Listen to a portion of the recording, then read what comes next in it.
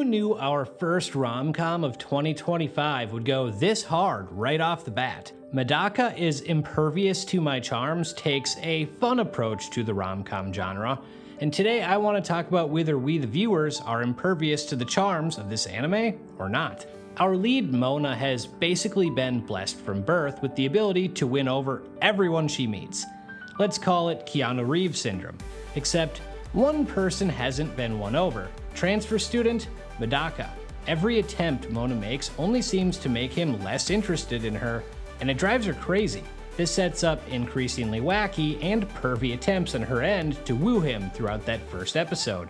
Eventually, she starts falling for him, which only makes her want to win him over more. There is definitely a big wish fulfillment vibe to this anime, where the hot, popular girl chases after the loner guy, and I'm not sure if that's going to go well or not yet. Near the end of episode 1, we learn Medaka's frustrated faces he makes aren't because he's uninterested, it's the complete opposite. He's trying to contain himself. For religious reasons, he's not supposed to take interest in girls, but Mona is making it extremely difficult to stick to that plan.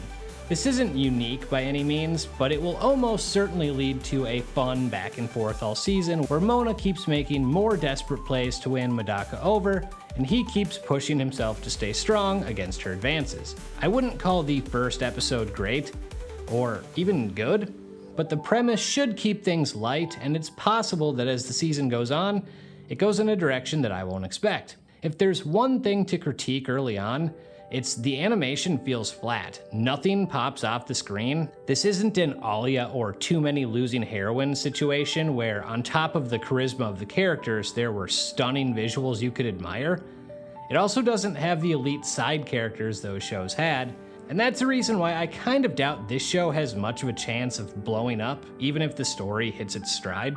If fan service is your thing, then this is probably for you. They went hard in that first episode, so it seems fair to expect plenty more is on the way. It's too early to say whether the characters are worth being invested in or not. It doesn't do a ton in episode 1 to sway you one way or the other. It does look like they are setting up a tease with another character that's going to come into play going forward, and I do wonder what role this girl is going to have in the show. But is this the anime to get us off to the right track in 2025? It's too early to tell, but I'm leaning no. However, there is another one that did a great job in its first episode, and I made a video on it. So if you're looking for an actual gem to start 2025, go check that video. With that, I'm out.